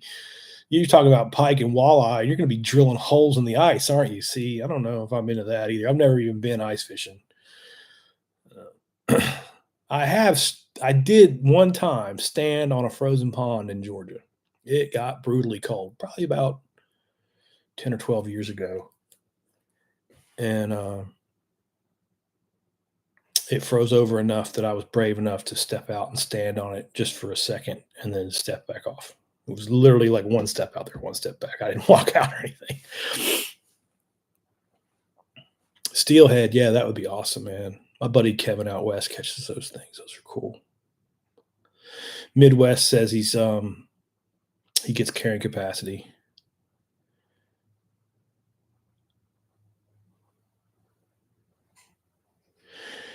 Well, let's unpack that one, Midwest. He says he certainly gets carrying capacity. It's interesting how pellet fitting bluegill sustains the carrying capacity, but it doesn't increase, and that's where again that's a little misinformed. I'm not explaining myself properly. So in Georgia, when we stocked that pond, we would get 100 pounds of, and if we just left the bluegill in it and let it go, and then drained it, we would have 100 pounds of bluegill. And if we um, add bass, then let's flip that situation around. Let's say we stock the bluegill, we let it go for a year, and we don't drain it, and then we add bass, and then we let that go for a year or two, and then we drain that down. Well, the bass and the bluegill population would then total 100 pounds of fish per acre. Okay. So what we're doing with our feeding program is because again, we don't have the plankton bloom, we don't have high productivity. We can bump it in that direction higher. So by adding feed to the bluegill, now a fed 1 acre pond will now hold 400 pounds of bluegill per acre. So it significantly increases the carrying capacity to the point of 4 times the amount of fish can live in the pond. And that's why I keep preaching to guys, you can't start and stop a feeding program because you're making it go to 400 pounds. And then if you stop it, it's going to go back down to 100 pounds and you're starving your fish. And then if you start feeding again, if you're inconsistent with your feeding, that's actually way worse than not feeding them at all and just letting them be natural. Right. So that's a great point. Let's just talk about that. So if I go back to the original example, I stock my bluegill, I let them grow in there. I got 100 pounds of bluegill now. I throw my 40 bass in there in the 1 acre pond. They begin to grow. They're bigger, healthier bass because I've stocked them at the right rate. They have the right balance of predator to prey, and they're growing fine. But when I drain that lake down, I still have 100 pounds of fish, bass, and bluegill combined. Now, when I add the feed to it, now I have 400 pounds of fish, and that's the situation we're dealing with at Sugar Hill Outdoors. We're pushing 400 pounds in a 2.5 acre pond. So really, what we're managing is 1,000 pounds of fish. That's what that system can support fed, and I'm feeding consistently every day, so I know I'm keeping that 400 pounds right where I need it all the time. Now, when I stock 40 bass per acre or 100 bass in 2.5 acres. And right now, my 100 bass are probably 2.5 pounds on average, maybe three. Let's say they're three. Say I got a 3 pound average. Because some are four and some are 2.25, 2.5, depending on genetics. So we'll average in the middle, say three. Well, I have 100 bass that weigh 3 pounds now. So that's 300 pounds of bass. That leaves 700 pounds of bluegill. Okay. And that 700 pounds of bluegill is enough to create that recruitment. And as bass eat them, I still have enough bluegill in there to replace themselves to keep the bass growing properly. But if I let that bass population goes to 50, 52, maybe 55 bass, somewhere right around in there, depending on the pond, but right around that 50 mark, and you let those go, that's not enough, right? That's not when you get just 10 more bass per acre, so drastically reduces the bluegill population down to where now you're starting to slow the bass growth up. Oh, that made sense. Frank is saying there's no ice yet. Yeah.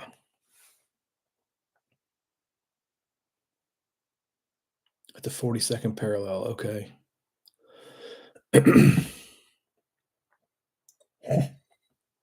The lakes winter more moderately. Yeah. I guarantee you, I would be freaking freezing to death, man. Flipping kicks. There's my guy.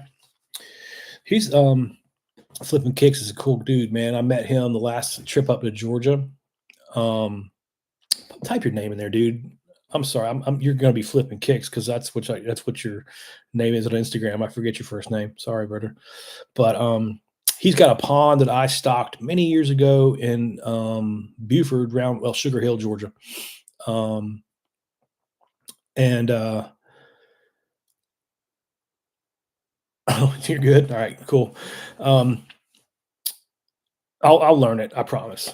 I'll get you dialed in. We're gonna be doing some management and doing some videos and doing some cross promotional stuff because he's real cool, man. He does like Air Jordan and old school sneaker, redos and man, I've been looking. If I would have known you could get $1,500 for a pair of Air Jordans, I'd have bought more of them, brother. Damn it! I just left them in the box, not worn them. I can't believe some of the prices they're getting on some of them shoes, man. But he's been following on Instagram for a while, and he's been feeding his bluegill in his little pond over there, and it's a couple acres. I can't even remember how many acres that one is, but it looks nice in there, and the fish they've got nice bass in there. So we're just gonna do some videos next season about the progress that he's been making and managing that little neighborhood pond over there in Sugar Hill. And I'm glad to have him aboard. Um, it's I prefer it this way. I want the real time live data, not the book. This is what it says in the book. The book is okay to a point. It'll get you a hell of a lot closer than watching YouTube and watch these other clowns talk about the group think. But at the same time, too, we can finesse the book knowledge a little bit with ground field experience. The book never ever taught me to stock 40 bass per acre. Let's put it that way. That's something I kind of came across on my own, and then backed up from some colleagues that do this stuff as well. They even go a little lower than that on some bigger stuff. But Midwest's got another one.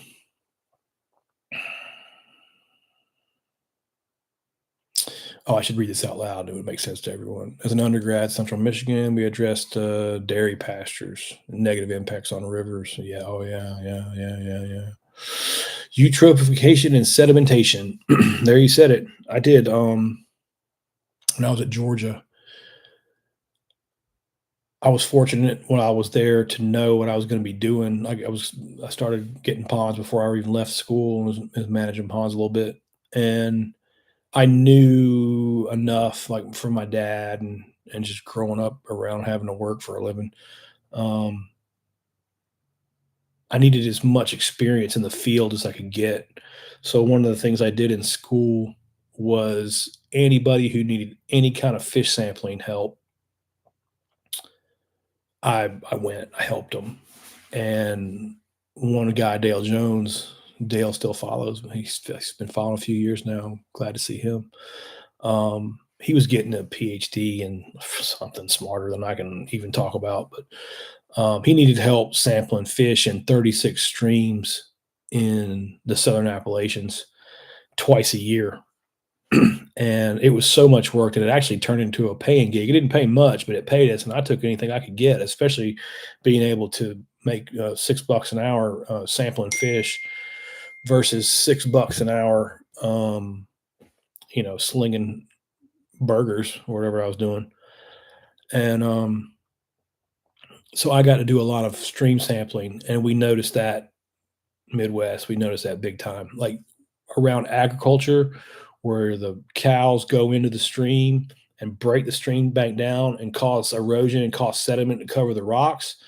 the rocks and the algae on those rocks is the basis of the food chain in the streams. So covered in dirt, like man, we would on the same stream, we'd be upstream and where there was leaves and sticks and rocks, good materials in the higher where away from agriculture, and the streams would have 28, 30, 32, sometimes like 36 different species of fish.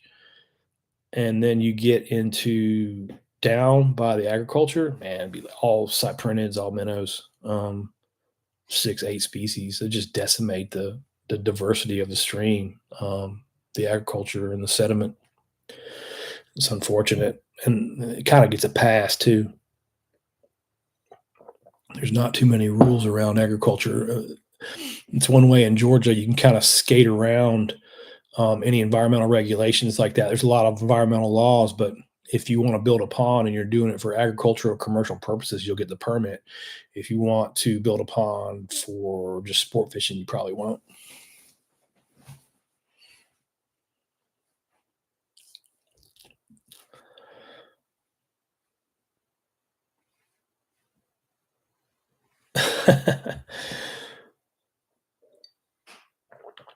Oh, well, minute 45. I have been running my yap today, boys. But like I said, I started this whole thing out with a list of grievances that I've covered mostly. I'm happy about today's little post, man. Another looking forward to um, flipping kicks and Mickey Wilson and probably Clint Tucker and some of these guys that are clients or friends or um, just people who are working with me, on this stuff. I'm gonna bring them onto here. I've got the StreamYard onto this computer now, so we can split the screen and we can have conversations, and it's not just me talking till my voice is killed like this. And that way, you can get a different person's perspective, from who's doing this as well, and I think that's important because sometimes articulating this stuff is difficult for everybody to understand. They're kind of complex, and just like today, where you guys came in and you, I had this whole list of stuff that I was going to go down one by one, and actually didn't even do it because the questions you gave me hit the points that I was going to make, and it actually flowed a lot better than what I was going to do. So that's again looking forward.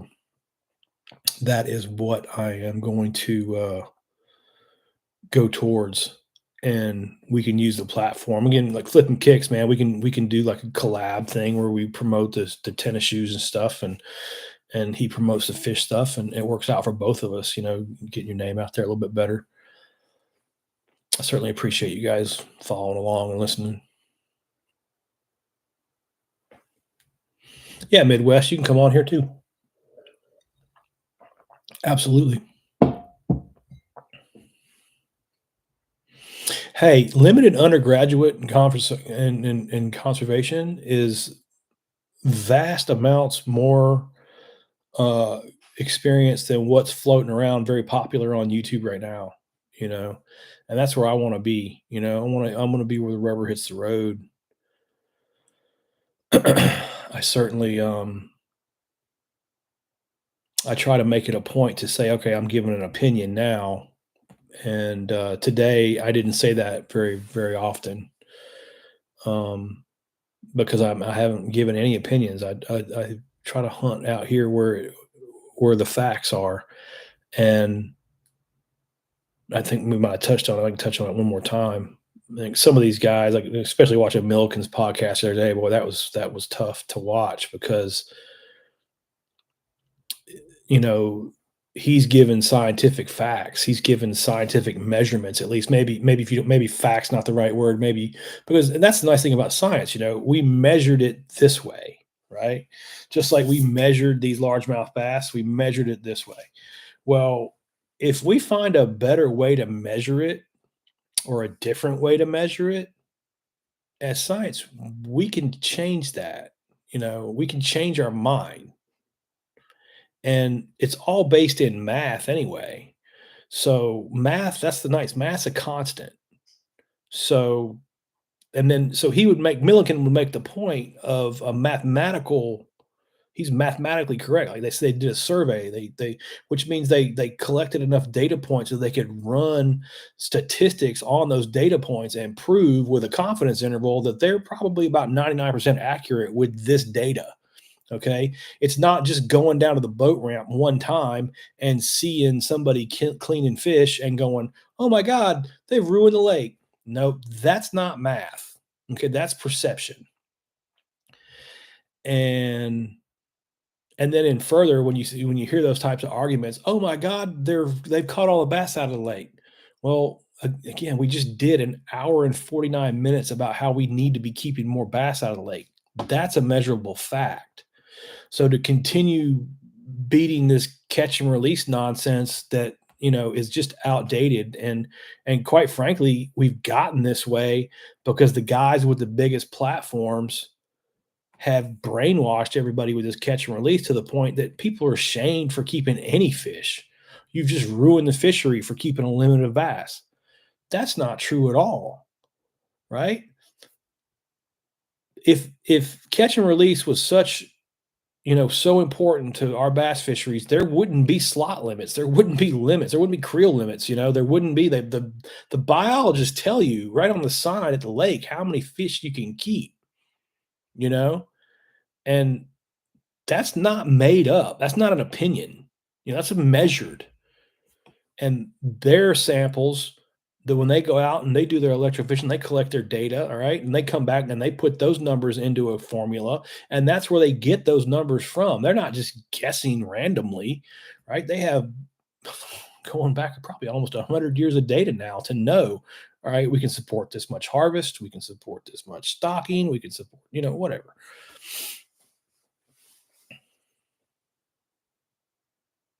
Yeah, statistics. Yeah, man, I hear you on that, and it depends on just that definitely depends on how you use statistics. I'm not saying it's the end all be all, but at the same time, when you're using the statistics into like a confidence interval, into like trying to prove a point, you're getting much harder. And again, we don't even need that for simple just is the bass relatively healthy measurements. All right, that's not statistics. That's 2 plus 2 is 4. That's just basic math, right? And 2 plus 2 will always be 4.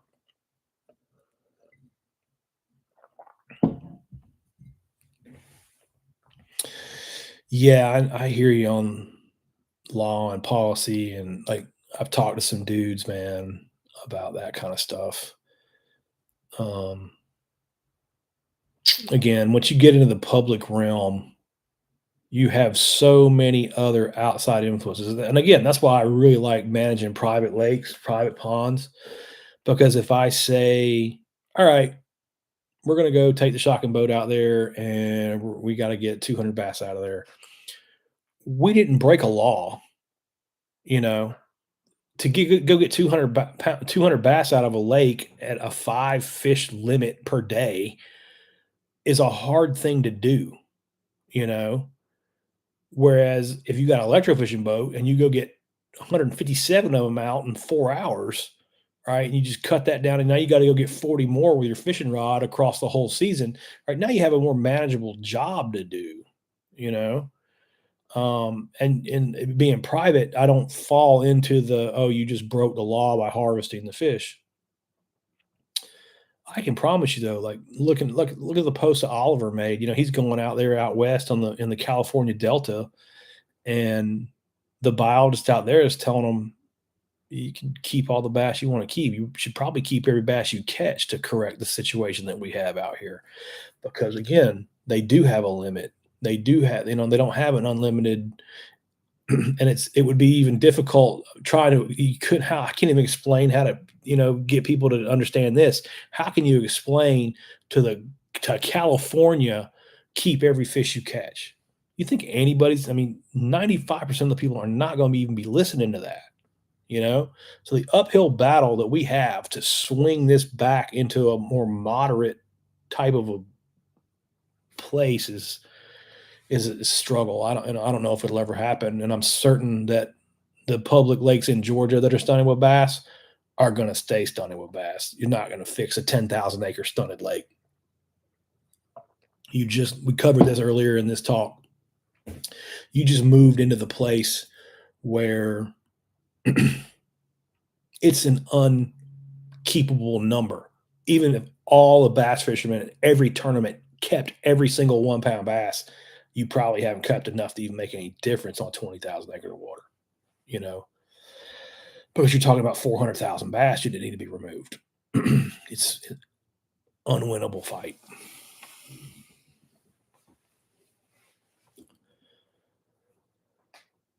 All right. I do have some chocolate. I don't see any more questions. Let me eat this.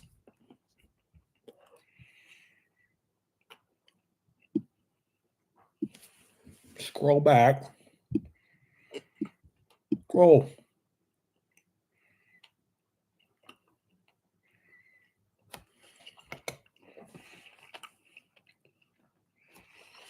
Mm-mm-mm-mm.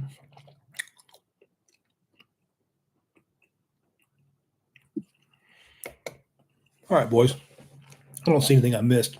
It's going on 2 hours now, so I'm going to jump off. But I appreciate you guys. And throw me any questions on there. You might want to give this one another look, Frank. It was a good one. Sorry you weren't here for all of it. And Ken, if you're still there, man, I appreciate you. I will see you guys next week. Appreciate it.